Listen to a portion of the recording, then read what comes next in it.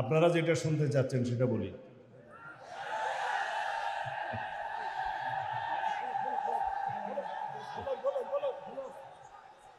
ইনশাআল্লাহ যদি বাংলাদেশের রাষ্ট্র ক্ষমতায় সরকার পরিচালনার দায়িত্ব আল্লাহ রাব্বুল আলামিন আমাদেরকে দেয়,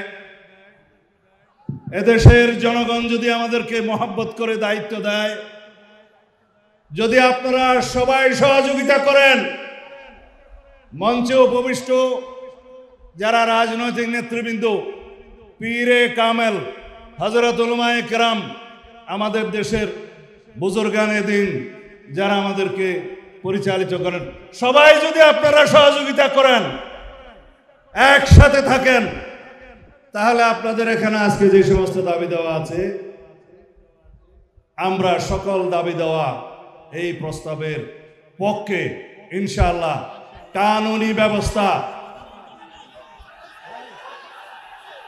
আমাকে শেষ করতে দিবেন তো, আমাকে শেষ করতে দিবেন তো। কানুনি সকল ব্যবস্থা জাতীয় সংসদে আলাপ আলোচনার মাধ্যমে গ্রহণ করা হবে ইনশাআল্লাহ। এই জন্য সমগ্র জাতিকে ঐক্যবদ্ধ থাকতে হবে। যাই হোক, আপনারা যে ভাষায় আমাকে কথা বলতে বলছেন সেটা আইনের ভাষা না। আইনের ভাষা হচ্ছে এগুলো কার্যকর করার জন্য, এই প্রস্তাব গ্রহণ করার জন্য সবাইকে ঐক্যবদ্ধ থাকতে হবে, জাতীয় সংসদে সবাইকে ঐক্যবদ্ধ থাকতে হবে এবং সারা বাংলাদেশের মুসলমানদেরকে ঐক্যবদ্ধ থাকতে হবে। আমরা ইনশাআল্লাহ আপনাদের এই প্রস্তাব গ্রহণ করব। আমরা কানুনি ব্যবস্থার কথা বলতে চাই। আমি আগেই বলেছি, যারা রাসূলুল্লাহ সাল্লাল্লাহু আলাইহি ওয়াসাল্লামের পক্ষে নয় তারা মুসলমান হতে পারে না। খোদা হাফেজ। বাংলাদেশ জিন্দাবাদ। আউযু বিল্লাহি মিনাশ শাইতানির রাজিম। বিসমিল্লাহির রহমানির রহিম। আলহামদুলিল্লাহি রাব্বিল আলামিন। আসসালাতু ওয়াসসালামু আলা রাসূলিহিল কারীম ওয়া আলা আলিহি ওয়া আসহাবিহি আজমাইন। আম্মা বাদ। আন্তর্জাতিক খতমে নবুয়ত মহাসম্মেলনের সম্মানিত সভাপতি পীরে মধুপুর হযরত মাওলানা আব্দুল হামিদ সাহেব দামাত বারাকাতুহু, উপস্থিত প্রধান অতিথি বাংলাদেশের হেফাজতে ইসলামের সম্মানিত আমির, আমাদের সকলের মুরব্বী আল্লামা হযরত মুহিবুল্লাহ বাবুনগরী দামাত বারাকাতুহু, হাজির পাকিস্তান, হিন্দুস্তান और বাংলাদেশের মশহুর হযরত উলামায়ে কেরাম, ওয়াইজিন, আজকের এই আজিমুশান এই মজলিসের মাহফিলের উপস্থিত সব বেরাদারান ইসলাম, আসসালামু আলাইকুম ওয়া রাহমাতুল্লাহ। আপনারা যে শান্তিপূর্ণ সমাবেশের আয়োজন করেছেন এবং শান্তিপূর্ণভাবে আজকে এখানে সবার বক্তব্য শুনছেন, মুগ্ধ হয়ে গিয়েছি। এই শৃঙ্খলা, এই শান্তিপূর্ণ শোনার মতো মানসিকতা আপনাদের দিলে কি গুজরেছে আমি জানি। আপনাদের সাথে একাত্মতা প্রকাশ করার জন্য এখানে এসেছি। তার আগে কিছু কথা। আমি বাংলাদেশ জাতীয়তাবাদী দলের একজন কর্মী।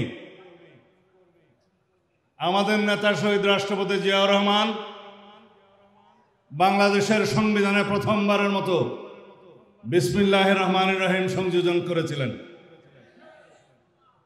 বহাল আছে অনেকে এটা সরিয়ে দেওয়ার চেষ্টা করেছিল, পারে নাই। কিন্তু যেটা বহাল নাই, রাষ্ট্র পরিচালনার মূলনীতি হিসাবে আমরা যেটা সংযোজন করেছিলাম, শহীদ রাষ্ট্রপতি জিয়াউর রহমান মহান আল্লাহর উপর আস্থা এবং বিশ্বাস সংবিধানের প্রস্তাবনায় ছিল এবং রাষ্ট্র পরিচালনার মূলনীতিতে ছিল, অনুচ্ছেদ 8-এর মধ্যে সেটা তুলে দেওয়া হয়েছে, আপনারা জানেন। আপনারা কি চান সেটা আমরা পুনর্বহাল করি? আওয়াজ তো কম। আপনারা চান সেটা পুনর্বহাল হোক? ইনশাআল্লাহ সেটা আমরা পুনর্বহাল করব। আমাদের এখানে বিদেশি মেহমানরা যারা বলেছেন আল্লামা ইকবালের শের বলে গিয়েছেন। আমি তো আমাম,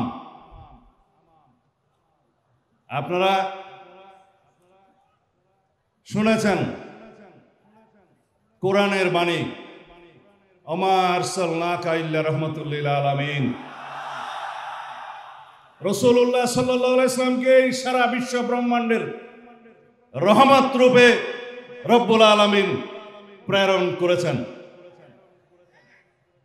আমরা মুসলমান, আমরা লা ইলাহা ইল্লাল্লাহ মুহাম্মাদুর রাসূলুল্লাহতে বিশ্বাস করি।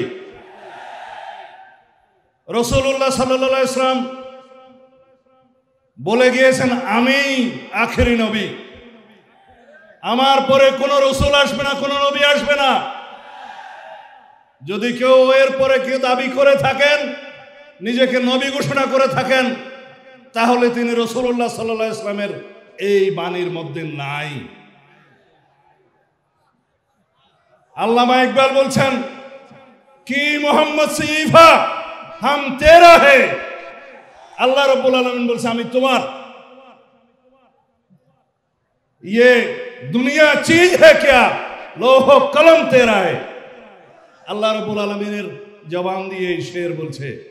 তা আমরা রাসূলুল্লাহ সাল্লাল্লাহু আলাইহি ওয়াসাল্লামের আখেরি নবী হিসাবে বিশ্বাস করে কলেমা পড়ে আমরা মুসলমান হয়েছি। বাংলাদেশের মানুষ হিসেবে আমরা এই দেশের নাগরিক হিসেবে বাংলাদেশি পরিচয়ে বিশ্বাস করি। কিন্তু সারা পৃথিবীতে সমস্ত মুসলমান কौम मिल्लत इस्लामिया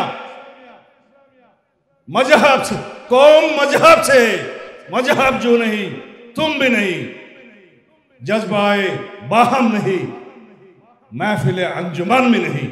এই হচ্ছে আমাদের শেষ বক্তব্য আল্লামা ইকবালের ভাষায়।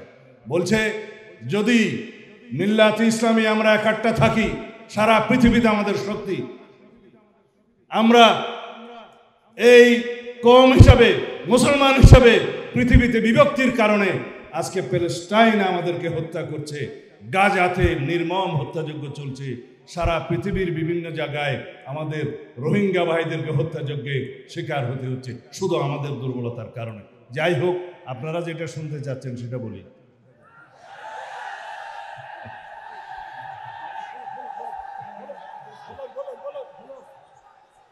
ইনশাআল্লাহ যদি বাংলাদেশের রাষ্ট্র ক্ষমতায় সরকার পরিচালনার দায়িত্ব আল্লাহ রাব্বুল আলামিন আমাদেরকে দেয়, এদেশের জনগণ যদি আমাদেরকে মহব্বত করে দায়িত্ব দেয়, যদি আপনারা সবাই সহযোগিতা করেন, মঞ্চে উপবিষ্ট যারা রাজনৈতিক নেতৃবৃন্দ, পীরে কামেল, হযরত উলামায়ে কেরাম, আমাদের দেশের বুজুর্গানে দিন যারা আমাদেরকে পরিচালিত করেন, সবাই যদি আপনারা সহযোগিতা করেন, একসাথে থাকেন, তাহলে আপনাদের এখানে আজকে যে সমস্ত দাবি দেওয়া আছে, আমরা সকল দাবি দেওয়া এই প্রস্তাবের পক্ষে ইনশাআল্লাহ। কানুনি ব্যবস্থা, আমাকে শেষ করতে দিবেন তো, আমাকে শেষ করতে দিবেন তো। কানুনি সকল ব্যবস্থা জাতীয় সংসদে আলাপ আলোচনার মাধ্যমে গ্রহণ করা হবে ইনশাআল্লাহ। এই জন্য সমগ্র জাতিকে ঐক্যবদ্ধ থাকতে হবে। যাই হোক, আপনারা যে এই ভাষায় আমাকে কথা বলতে বলছেন সেটা আইনের ভাষা না। আইনের ভাষা হচ্ছে এগুলো কার্যকর করার জন্য, এই প্রস্তাব গ্রহণ করার জন্য সবাইকে ঐক্যবদ্ধ থাকতে হবে। জাতীয় সংসদে সবাইকে ঐক্যবদ্ধ থাকতে হবে এবং সারা বাংলাদেশের মুসলমানদেরকে ঐক্যবদ্ধ থাকতে হবে। আমরা ইনশাআল্লাহ আপনাদের এই প্রস্তাব গ্রহণ করব। আমরা কানুনি ব্যবস্থার কথা বলতে চাই। আমি আগেই বলেছি, যারা রাসূলুল্লাহ সাল্লাল্লাহু আলাইহি ওয়াসাল্লামের পক্ষে নয় তারা মুসলমান হতে পারে না। খোদা হাফেজ। বাংলাদেশ জিন্দাবাদ।